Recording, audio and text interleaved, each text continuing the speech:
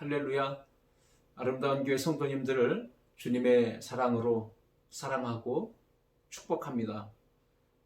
코로나19로 인해서 그동안 교회에 모여서 예배 드리지 못하고 수요 예배를 영상으로 여러분들과 함께 드리며 또 말씀의 은혜를 나누고 있습니다.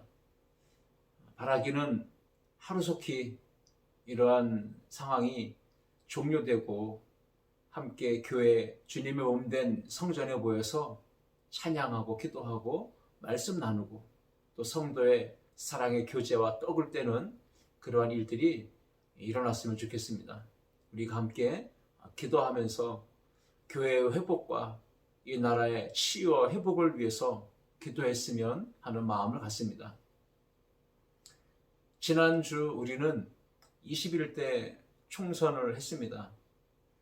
국회의원들이 선출되었고 많은 사람들이 이제 나라를 위해서 헌신을 다짐했습니다. 이 나라와 민족을 위해서, 국민을 위해서 온 힘을 쏟고 마음을 쏟고 정성을 다해 헌신하고 봉사할 수 있는 그러한 마음들이 이번에 선출된 모든 국회의원들의 마음속에 있기를 우리가 함께 기도하고 국회의원들이 정직하게 하나님 앞에서 두려운 마음을 가지고 이 나라를 위해서 일할 수 있도록 한국교회와 성도님들이 함께 기도해 주시면 감사하겠습니다. 이제 오늘은 우리가 창세기 24장 1절부터 9절 말씀을 가지고 내 아들 이삭을 위하여 아내를 택하라 라는 제목으로 말씀을 나누도록 하겠습니다. 오늘 말씀을 한 절씩 읽어가며 말씀의 의미를 생각해 보겠습니다. 1절 말씀을 같이 읽습니다. 아브라함이 나이 많아 늙었고 여호와께서 그의 범사에 복을 주셨더라. 아멘. 보통 자녀가 결혼해야 되는 정년기가 되면 부모님들은 자녀의 배우자감에 대한 관심을 갖게 됩니다. 그래서 어떤 젊은 청년이 내 딸의 남편이 되고 나의 사위가 될 것인지 관심을 갖고 둘러보게 됩니다. 어떤 처자가 내 아들의 아내가 되고 나의 며느리가 될 것인지 관심을 갖고 바라보게 되는 것입니다. 부모님들은 사위감을 찾고 며느리감을 찾는 것이 쉽지 않다는 것을 잘 아실 겁니다.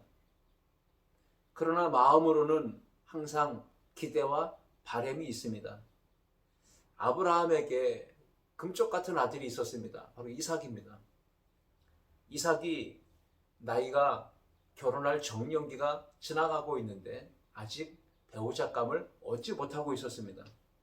그때 아브라함의 나이가 140세 정도 됐고 사라가 죽은 지 약 3년 정도 지나가는 시기였습니다. 시간이 지나면 지날수록 아브라함은 오늘 본문 1절 말씀처럼 나이가 많아서 늙었고 이제 기력이 쇠하고 이제 그의 마지막 임종의 날이 하루하루 다가오고 있는 그런 상황이었습니다. 아브라함이 이제 임종이 다가오는 이 마지막 인생의 황혼기에 마음속에 한 가지 기대와 희망이 있었다면 죽기 전에 내 아들 이삭이 결혼하고 아브라함은 며느리를 보고 싶었다라고 하는 것이죠. 아브라함은 하나님으로부터 범사에 많은 복을 받았습니다. 그 많은 복들을 받았지만 내 아들 이삭이 결혼하고 그 다음에 내가 며느리를 얻지 못한다면 내게 주어진 많은 복들은 나에게 아무런 의미가 없고 나는 그런 복들로는 만족할 수 없다라고 하는 이런 아브라함의 입장을 우리가 헤아려 볼 수 있습니다. 그동안 창세기 24장까지 오늘 살펴보시게 되는데 아브라함의 인생은 어떠했나요? 여러분도 잘 아시듯 아브라함의 인생은 한마디로 기다림의 연속이었습니다. 75세부터 100세까지 25년간 하나님께서 자손에 대한 약속을 주신 뒤 기다렸습니다. 인내하고 참고 견디고 기다리는 시간이 결코 쉽지 않았습니다. 100세가 되었을 때 하나님이 사라를 통해서 이삭을 보내주셨고, 그리고 그 아들 이삭이 태어나서 이제 성장하는 과정들이 지나가고 어느덧 40년의 세월이 지나간 겁니다. 아브라함은 아들 이삭을 바라보며 하나님의 약속을 받은 아들이기에 이 아들을 통해서 자손들이 많아지는 것을 기대하고 희망했습니다. 그런데 정년기가 되고 지나가고 있는데도 불구하고 아들이 배우자감을 얻지 못하고 있을 때 아버지로서 바라보는 그 마음은 너무나 조바심이 생길 수밖에 없었던 것입니다. 아브라함의 인생은 이렇게 기다림 또 기다림의 연속이었습니다. 약속하신 믿음의 후손을 얻기 위해서 아브라함의 기다림은 계속되고 있었고, 이제 아브라함이 마지막 기대를 품고 하나님이 행하실 일들을 바라보며 자기 집에 있는 종을 불러서 아주 중대한 일을 맡기게 됩니다. 오늘 그 일이 무엇인지 2절을 통해서 함께 보기로 합니다. 2절입니다. 아브라함이 자기 집 모든 소유를 맡은 늙은 종에게 이르되 청하건대 내 허벅지 밑에 내 손을 넣어라. 아멘.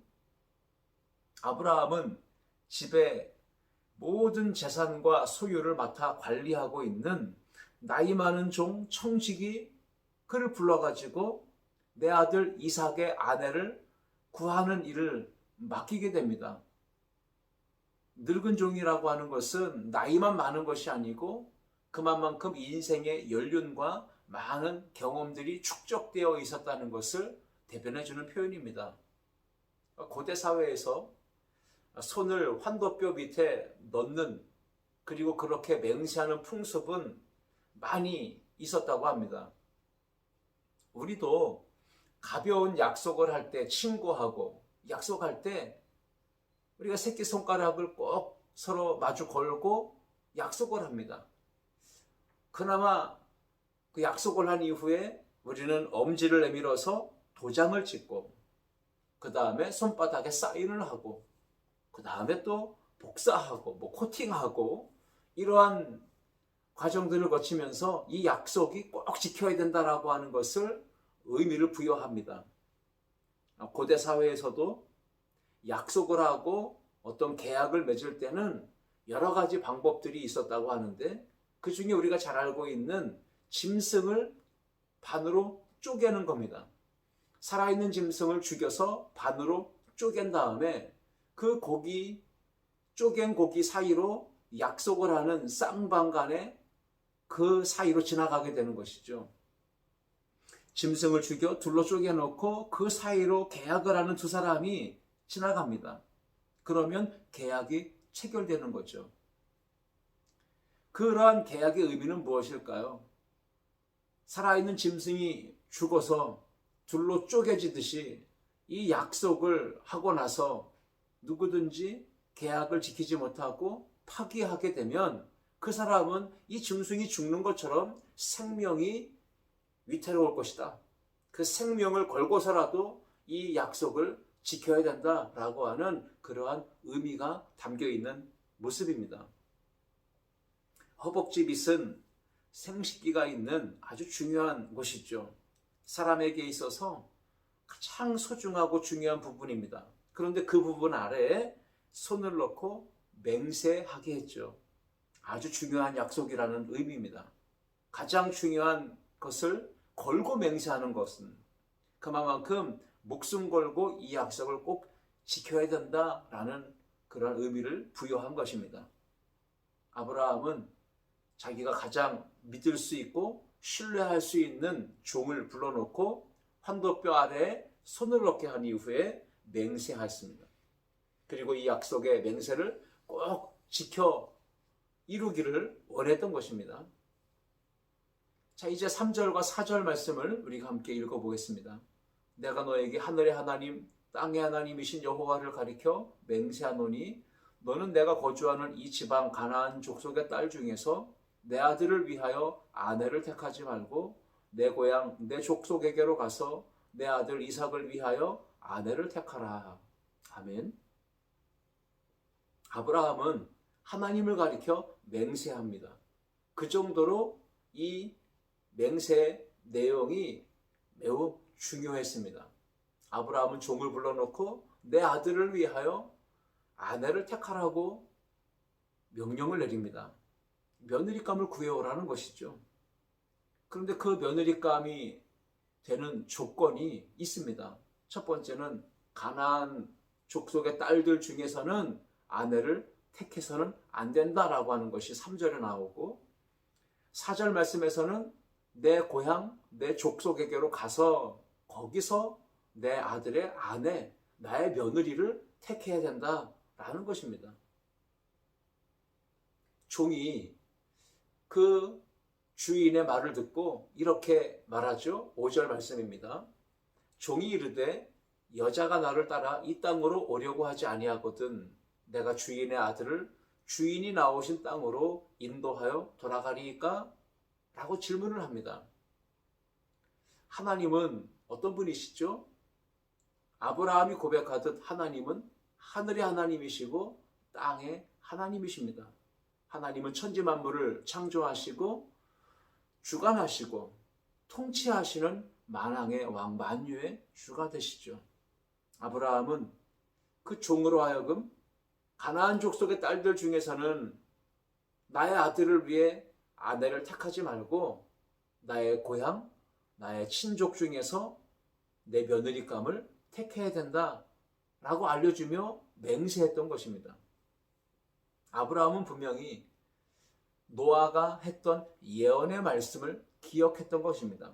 창세기 9장에 보시면 노아가 세 아들 중에 가나안이라고 하는 아들을 저주했습니다. 가나안은 저주를 받아 그 형제의 종들의 종이 되기를 원하노라. 셈의 하나님 여호와를 찬송하리로다. 가나안은 셈의 종이 되리로다. 이렇게 예언을 했듯이 이 가나안에 살고 있는 사람들은 노아의 예언과 같이 저주를 받은 사람들입니다. 그래서 아브라함은 이 가나안 딸들 중에서는 내 아들의 아내를 택할 수가 없고 나의 며느리를 택할 수가 없고 내 고향과 내 친족에게 가서 아내가 될 여인을 찾아오라, 구해오라고 이렇게 심부름을 시킨 것입니다. 이 아브라함의 종은 나홀의 성까지 가서 주인의 며느리감을 찾아야 되는 상황입니다. 어떤 여인을 만났다고 할지라도 또 마음에 쏙 드는 며느리감이 될 만한 여인을 만났다 할지라도 만약의 수가 있지 않습니까? 만약에 그 여인이 이 종의 말을 듣고 주인의 집인 이 가나안 땅까지 함께 내려오겠는가? 그런 선택과 결정을 할 수 있겠는가? 라고 하는 의문을 갖게 되는 것이죠. 6절과 7절 말씀을 함께 보시겠습니다. 아브라함이 그에게 이르되 내 아들을 그리로 데리고 돌아가지 아니하도록 하라. 하늘의 하나님 여호와께서 나를 내 아버지의 집과 내 고향 땅에서 떠나게 하시고 내게 말씀하시며 내게 맹세하여 이르시기를 이 땅을 네 씨에게 주리라 하셨으니 그가 그 사자를 너보다 앞서 보내실지라 네가 거기서 내 아들을 위하여 아내를 택할지니라. 아멘. 아브라함의 며느리가 되는 그 여인은 하란 땅에서 데려올 수 있습니다. 그런데 그가 살아야 될 곳은 하란 땅이 아니고 아브라함이 살고 있는, 이삭이 살고 있는 가나안 땅이었습니다. 왜냐하면 하나님께서 그 가나안 땅을 나의 씨에게, 아브라함의 씨 후손에게 주시겠다고 약속하셨기 때문이죠. 아브라함은 종에게 이렇게 말합니다. 하나님께서 천사 사자를 너보다 먼저 앞서 보내셔서 그곳에서 준비된 여인을 만나게 하실 거다라고 하는 확신을 심어줍니다. 아브라함의 종은 이것저것 여러 가지 경우의 수를 생각하며 혹시라도 모를 일에 대해 질문을 했지만 아브라함은 그러한 부분에 대해서 조금의 고민이나 의심하는 생각을 품지 않았습니다. 왜 그럴까요? 하나님께서 그의 사자를 앞서 보내셔서 그곳에서 나의 아들 이삭을 위해 아내가 될 여인을 만나게 해주실 거라고 하는 확신을 가졌고, 그 여인이 그 모든 조건과 제안을 듣고 흔쾌히 승낙하고 따라올 수 있도록 하나님께서 그 만남과 그 여인의 마음까지도, 그리고 그의 부모의 마음까지도 다 주장하셔서 흔쾌히 승낙하고 따라오게 될 것까지도 아브라함은 믿고 있었던 것입니다. 아브라함은 독자 이삭을 모리아산에서 번제물로 바치려고 했을 때 하나님께서 미리 예비해 두시는 여호와 이레의 은혜를 경험했던 사람입니다. 그러니까 아브라함은 여호와 이레의 하나님을 신뢰하고 있습니다. 내가 믿음으로 하나님께 순종하고 하나님께 기도하면 하나님께서 때에 따라서 준비하신 만남과 준비하신 환경과 준비하신 일들을 보게 하실 것이다 라고 하는 믿음을 가지고 있었던 것입니다. 그러기에 아브라함은 늙은 종을 그곳으로 보내면서 걱정하지 말라고 말하며 보내게 되는 것이죠. 자, 이제 8절 말씀을 함께 봅니다. 만일 여자가 너를 따라오려고 하지 아니하면 나의 이 맹세가 너와 상관이 없나니 오직 내 아들을 데리고 그리로 가지 말지니라. 아멘. 우리가 시장이나 마트나 또 물건을 사는 상점에 가게 되면 눈에 쏙 들어오는 사람이나 물건이나 상품을 만나게 되죠. 우리가 마음에 쏙 드는 것을 보게 되면 내 것으로 삼고 싶은 그런 마음이 듭니다. 사람을 볼 때도 그렇죠. 많은 사람들이 있지만 그 중에 내 마음에 쏙 들어오는 사람이 있습니다. 아, 저 사람이다. 야, 저 사람 참 마음에 쏙 든다. 이런 사람을 만날 수 있습니다. 특히나 자녀가 결혼해야 되는 정년기에 있는 부모님이라면 어떠한 건장한 청년을 볼 때, 어떤 예쁜 미모를 가진 처자를 볼 때 나의 사위감, 나의 며느리감 이렇게 마음에 쏙 든다라고 생각할 수 있는 것이죠. 아브라함의 종에게도 마찬가지였습니다. 늙은 종이었기에 인생의 경험과 연륜이 쌓여 있기에 그의 인생의 지혜와 경험으로 볼 때, 야, 저 정도의 처자라면, 아가씨라면 나의 주인 아브라함의 며느리감으로는 딱이다, 최고다, 왔다다, 뭐 이렇게 생각해 볼 수도 있었을 것입니다. 여러분, 그렇게 좋은 사람, 마음에 드는 사람, 저 사람이다 싶을 정도로 확신이 오는 사람을 만날 수 있지만, 그런데 만약이라고 하는 수를 생각해 본다면 어떨까요? 그 여인이 놓치기 싫은 사람이고 꼭 우리 주인의 며느리감이 되었으면 좋겠다라고 생각되는 사람이었을지라도 과연 모든 조건을 듣고서 주인이 살고 있는 그 가나안 땅으로 함께 갈 수 있겠는가? 여러분, 만약에 그렇게 할 수 없다면 우리 주인의 며느리감은 될 수 없는 것입니다. 왜 그럴까요? 가나안 땅에 들어오지 않는다면 하나님의 약속의 말씀에 맞지 않기 때문입니다. 하나님의 약속의 말씀에 맞는 사람이라면 가나안 땅에 들어와서 함께 살아야 하는 것이죠. 그래서 오늘 우리는 이 본문을 통해서 이러한 교훈도 얻어봅니다. 눈에 보기에는, 겉으로 보기에는 정말 좋아 보이는 것들이 있습니다. 아무리 탐스럽고 보함직하고 먹음직스럽게 보인다 할지라도 만약에 그것이 하나님의 말씀과 약속과 맞지 않는다면, 그리고 우리가 믿음으로 기도하는 내용들과 전혀 다른 어떠한 화려한 모습으로 우리 앞에 나타나게 된다면 우리는 어떻게 해야 될까요? 하나님의 뜻과 내가 기도한 것과 맞지 않는다면 과감하게 포기하고 내려놓을 수 있어야 합니다. 이것이 쉽진 않습니다. 사람들은 눈앞에 보기에 눈에 보기에 좋아 보이는 것들이 있을 때 그것을 내 것으로 삼으려고 하죠. 그래서 어떻게 해서든 내 것으로 삼으려고 조바심을 갖게 되고요.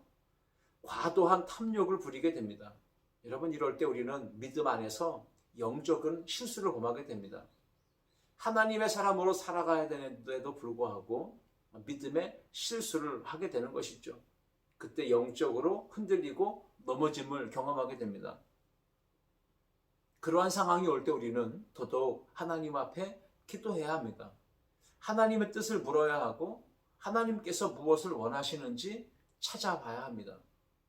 하나님께서 말씀하실 때 그 말씀을 응답으로 받고 아무리 좋아 보이는 것이라도 과감하게 포기하고 내려놓을 수 있는 믿음의 사람들이 되어야 합니다. 기도하는 사람, 하나님의 약속의 말씀을 신뢰하고 그 약속을 붙잡고 사는 사람은 하나님의 말씀과 약속에 맞지 않는 것들은 과감하게 포기할 수 있고 과감하게 내려놓아야 합니다. 그것이 바로 영적인 담대함이고 자신감 있는 신앙생활입니다. 내가 포기하고 내려놓는다면 나에게 손해가 될 것 같지만 절대 하나님은 손해보게 하시는 분은 아니십니다. 하나님께서 예비해 주신 귀하고 복된 만남과 환경으로 인도해 가실 것이기 때문입니다. 우리 아름다운 교회 성도님들도 신앙의 여정 가운데 눈에 보기에 좋은 것을 선택하지 마시고 하나님께서 원하시는 것을 물으시고 하나님의 뜻대로 선택하며 믿음으로 나아가기를 주의 이름으로 축복합니다. 9절 말씀을 함께 읽겠습니다. 그 종이 이에 그의 주인 아브라함의 허벅지 아래 손을 넣고 이 일에 대하여 그에게 맹세하였더라. 주인 아브라함이 어떤 마음을 가지고 이 약속을 하고 맹세하면서 자기를 먼 곳으로 보내는지 의중을 분명하게 파악했습니다. 주인의 뜻을 알아야 그대로 일할 수 있기 때문이죠. 지혜로운 종은 주인의 허벅지 아래 손을 넣고 이 주인의 며느리감을 찾는 일에 대해서 맹세하고 떠나는 겁니다. 오늘 본문이 우리에게 주는 교훈들을 간단하게 살펴보고 이제 말씀을 맺겠습니다. 자신의 마지막 사명이 무엇인지 알았던 아브라함의 신앙을 우리는 기억해야 합니다. 여러분, 우리의 마지막 사명이 무엇입니까? 아브라함은 오랜 세월 기다림과 믿음의 인내, 믿음의 씨름을 하면서 이곳까지 온 것입니다. 아브라함은 하나님께로부터 많은 복을 받았습니다. 그런데 그 많은 복들이 다 주어졌을지라도 아브라함은 한 가지가 부족했다고 여겼습니다. 그것은 하나님께서 약속하신 말씀, 자손의 후손에 대한 약속, 이것이 성취되는 것을 보기를 원했던 것입니다. 그 약속이 이루어지고 하나님의 뜻이 이루어지려면 이삭이 결혼할 정년기가 지나가고 있는데 빨리 배우자를 얻고 결혼을 하고 자손을 낳아서 하나님의 약속이 이루어지는 것을 보는 것, 이것이 아브라함의 마지막 사명이었습니다. 여러분, 진정한 승리자요, 진정한 행복한 사람은 어떤 사람인가요? 사명을 다 이룬 사람이 진짜 행복한 사람입니다. 그런 의미에서 예수님이 하신 말씀을 기억해 봅니다. 십자가상에서 예수님은 다 이루었다라고 말씀하셨습니다. 사명을 이루신 것이죠. 참 행복이요, 참 만족한 인생인 것입니다. 우리도 인생의 마지막 순간을 맞이할 때 다 이루었다. 나의 사명, 하나님이 나에게 주신 이 믿음의 사명을 내가 다 이루었다 라고 고백하면서 하나님의 품에 부름받는 우리 성도님들 되실 수 있기를 주님의 이름으로 축복합니다. 사명을 가진 자는 절대 죽지 않습니다. 사명을 이루면 하나님이 데려가시거든요. 아름다운 교회 성도님들은 어떤 사명을 마지막으로 붙잡고 살고 있습니까? 그 사명 이루기까지 믿음의 길을 온전히 걷기를 축복합니다. 오늘 아브라함의 집에 있는 늙은 종을 함께 생각해 본다면 좋겠습니다. 늙은 종의 모습은 우리가 하나님의 백성이고 주님의 제자로서 우리에게 어떠한 삶의 모습을 요구하시는지 그 교훈을 우리에게도 주고 있습니다. 아브라함의 종은 주인에게 절대적인 신뢰를 얻었습니다. 그러니까 전 재산을 맡기고 관리하게 했고요. 나아가서 자신의 하나뿐인 아들의 아내가 될 여인을 구해오는 일, 주인이 자신의 며느리가 될 여인을 구해오는 이 막중한 일을 종에게 맡기는 그런 모습을 오늘 보았습니다. 그 정도로 주인에게 신뢰를 받고 있었다는 의미입니다. 여러분, 우리는 하나님께 신뢰를 얻고 있습니까? 우리가 하나님의 백성이라고, 하나님의 자녀라고, 하나님의 일을 감당하는 충성된 직분을 가지고 살아가고 있는 청직인데, 과연 하나님께서 우리를 바라보실 때 만족해 하실까요? 어떤 일을 맡길 때 믿고 신뢰하고 듬직하게 여기며 그 일을 온전히 우리에게 위임하고 맡겨주실 수 있을 만큼 우리는 충성된 모습으로 살아가고 있는지요? 우리의 모습을 돌아볼 필요가 있는 겁니다.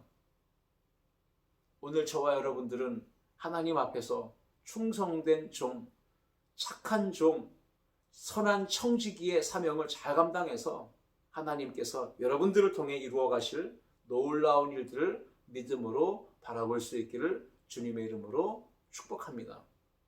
나아가서 종에게 며느리감을 구해오라고 믿고 맡기는 아브라함에게도 강한 믿음이 있었습니다. 그 믿음도 우리에게 또 교훈을 주는 것입니다. 아브라함이 가졌던 믿음은 첫 번째는 사람에게 대한 신뢰요, 확신이었습니다. 이 사람 믿을 만하다. 그 늙은 종은 신뢰할 만하기에 그 중대한 일을 믿고 맡길 수 있었던 것이죠. 어떻게 아브라함은 그 중대한 일을 자신의 늙은 종에게 믿고 위임하고 맡길 수가 있었을까요? 오늘 본문에 24장 7절 말씀은 이렇게 기록했습니다. 하늘의 하나님 여호와께서 나를 내 아버지의 집과 내 고향 땅에서 떠나게 하시고 내게 말씀하시며 내게 맹세하여 이루시기를 이 땅을 내 씨에게 주리라 하셨으니 그가 그 사자를 너보다 앞서 보내실지라 네가 거기서 내 아들을 위하여 아내를 택할지니라. 아멘. 기도하는 사람, 하나님의 약속의 말씀을 듣고 하나님의 인도하심을 따라 걷는 사람, 그런 사람들은 모든 순간마다 생각과 판단과 선택, 결정이 다릅니다. 하나님께서 그 인생 가운데 행하실 일들을 믿기 때문입니다. 우리가 하나님께서 행하실 일들을 분별할 수 있고 또 믿는 사람이라면 아브라함이 종을 보내서 며느리를 구해오라고 확신하며 보내듯이 우리는 하나님이 행하실 일들을 믿고 기대하고 바라본다면 내가 직접 그곳에 가지 않는다 할지라도 나의 종을 통해서 하나님이 내 아들의 아내가 될 여인을 만나게 하실 것이고 이곳으로 오게 하실 것을 믿고 보낼 수 있지 않겠습니까? 하나님께서 이 종을 통해서 예비해 주신 만남을 허락해 주실 것이고 그 여인이 나의 며느리감이 될 수 있게 하나님이 모든 것을 인도하실 거라고 하는 강한 믿음이 있었습니다. 세상에서 가장 믿음이 좋은 분은 예수님이시겠죠. 예수님은 어떤 분이십니까? 보잘것없고 초라하고 배운 것 없고 가진 것 없고 무식한 제자들을 부르셔서 3년 넘도록 함께 동고동락하시며 훈련시키셨습니다. 그리고 그들에게 이 지상의 모든 사람들을 구원하는 복음 전도의 사명을 그들에게 맡겨주십니다. 이 세계복음화를 위한 거룩한 사명을 그들에게 부여하셨는데 예수님은 그들이 믿음직스러우셨을까요? 제자들이 예수님 보실 때 신뢰할 만한 어떠한 모습을 보였기 때문일까요? 우리가 알듯 제자들은 연약했고 부족했고 모자랐습니다. 그들은 배운 것도 없고 지식적으로도 환경적으로도 열악한 사람이었습니다. 부인할 수 있었고 넘어질 수 있었고 도망갈 수 있었고 마음이 담대하지 못해서 숨어 버릴 수밖에 없었던 그러한 제자들이었습니다. 그런데도 불구하고 예수님은 그들을 통해서 행하실 하나님의 역사를 기대했습니다. 인간적인 눈으로 볼 때는 양에 안 차고 기준에 못 미친다고 볼 수 있겠지만 분명 예수님 보실 때에는 성령님이 임하시면 내가 떠나고 보혜사 성령님이 저들 가운데 임하신다면 성령님이 그들을 통해 행하실 역사를 바라보셨던 것이죠. 그렇기 때문에 믿고 그들에게 이 거룩한 사명을 맡기실 수 있었던 것입니다. 성령님이 임하시면 생각나게 하시고 가르치시고 인도하시고 놀라운 복음 전도의 역사를 나타내실 것을 믿으셨기에 확신하셨기에 예수님은 12제자를 파송하시며 그 거룩한 세계 복음화를 위한 사명을 그들에게 부어주신 것입니다. 오늘 우리에게도 충성된 모습은 부족할지라도 인간적인 기준으로도 모자랄지라도 하나님이 우리에게 일을 맡겨주셨습니다. 우리의 힘으로는 불가능합니다. 우리의 경험과 지식으로 우리의 의지로 절대 감당할 수 없습니다. 능력은 하나님께로부터 나오는 것입니다. 하나님이 성령님을 우리 가운데 부어주실 때 우리는 우리에게 주어진 이 위대한 사명을 잘 감당해낼 수가 있습니다. 그러므로 성령 충만함으로 하나님의 모든 사명을 잘 감당하고 잘했다, 착하고 충성된 종이라 칭찬받는 우리 아름다운 교회 성도님들이 다 되실 수 있기를 주님의 이름으로 축복합니다. 말씀을 맺겠습니다. 오늘 우리에게 주시는 귀한 말씀, 하나님의 약속을 따라서 이제 아브라함은 그 약속이 이루어지는 그 하나님의 열매를 거두기 위해서 종을 통해 아들의 아내가 되는 여인, 자신의 며느리가 되는 여인을 구해오도록 이렇게 심부름을 시켰습니다. 그런데 가나안 땅에 있는 여인들 중에서는 택하지 말고 자기 고향 친족에게 가서 며느리감을 구해오도록 말했던 것이죠. 어떤 여인이, 어떤 처자가 여러분의 가정의 아들의 아내가 되면 좋겠습니까? 요즘 세대에 술과 담배와 음란과 세속적인 문화에 물들어 있는 처자가 여러분의 아들의 아내가 되고 여러분의 며느리가 되면 좋겠습니까? 절대 그런 생각은 안 하실 겁니다. 어떤 사람이 여러분 가정의 사위가 되고 며느리가 되면 좋겠습니까? 학벌, 재산, 미모, 그 모든 조건이 다 좋아도 가나안 족속에 있는 딸들 중에서는 택하지 말라고 했던 아브라함의 이 말을 신중하게 받아들여야 합니다. 세상적으로는 모든 조건이 다 완벽하게 갖추어져 있을지라도 하나님을 섬기지 않는 문화, 이방의 문화, 세상의 문화에 젖어 있는 사람은 절대로 며느리로 맞을 수는 없는 것입니다. 사위로 맞을 수도 없는 것입니다. 그래서 믿지 않는 사람들과 멍에를 같이 매지 아니하는 우리 그리스도인들의 삶을 요구하신 것이죠. 하나님의 약속을 받아들일 수 있는 믿음이 있는 사람이 아브라함의 며느리감이 될 수 있었습니다. 하나님의 약속을 아브라함의 종을 통해서 설명을 들었다면 그 여인은 선택을 할 겁니다. 아브라함이 어떤 사람이고 그 아브라함에게는 아들이 있고 그 아들에게 모든 유산과 기업이 물려질 것이고 하나님의 약속이 그 아들에게 있음을 설명을 들었을 때 그 여인이 어떤 선택을 해야 옳습니까? 눈에 보기에 좋은 재산, 권력, 힘, 환경만 보고 선택하는 것이 아니고 아브라함에게 하나님이 약속하셨던 말씀이 나를 통해서 이루어질 수 있구나라고 하는 것을 생각하고 그 아들 이삭과 결혼해서 그의 아내가 되고 그 아버지의 며느리가 되기를 선택한다면 그는 하나님의 약속을 받아들일 믿음을 가지고 선택한 것이죠.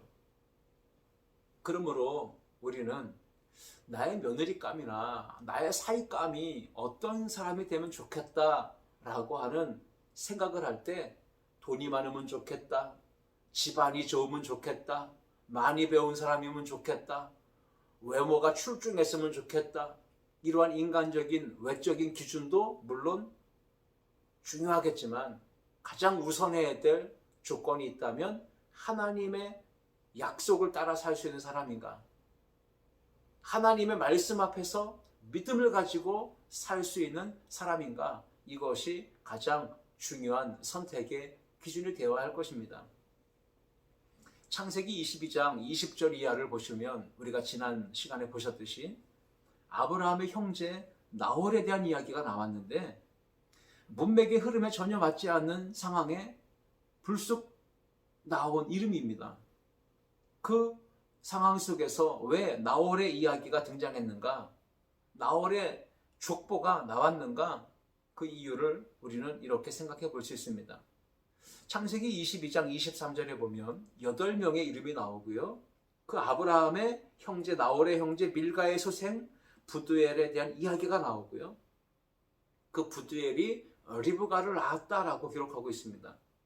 이제 그곳에서 리브가라고 하는 여인이 처음으로 등장하게 되는데 결국 그 리브가는 24장에서 아브라함의 종이 우물가에서 만나게 될 여인이었습니다. 그 여인이 아브라함에게 며느리가 되고 이삭에게는 아내가 될 여인이었습니다. 그러니까 22장에서부터 하나님은 나홀의 족보를 기록하게 하시고 그 중에서 부두엘의 그 가정에서 리브가가 태어나게 하셨고 준비하셨고 이제 이삭의 아내가 될 여인을, 아브라함의 며느리가 될 여인을 하나님은 예비해 놓고 계셨다는 사실을 우리에게 말씀해 주고 계신 것이죠. 하나님은 우리가 알 수 없는, 상상할 수 없는 시간 속에서 일하고 계시고요. 지금도 변함없이 하나님의 약속은 성취되어 가고 있습니다. 저와 여러분이 하나님의 약속을 믿고 붙잡고 있다면 그 약속의 성취는 하나님께서 주도해 가실 것입니다. 우리가 그 약속을 붙잡고만 있다면, 신뢰하고 따르기만 한다면 하나님은 놀라운 시간 속에서 우리 가운데 예비해 두신 만남, 환경들을 인도해 가실 것입니다.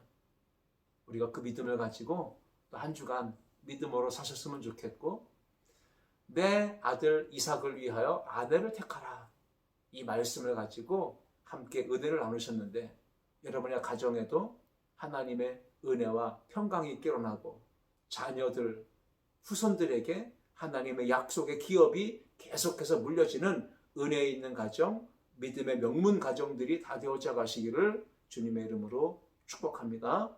기도하시겠습니다. 하나님 아버지, 감사드립니다.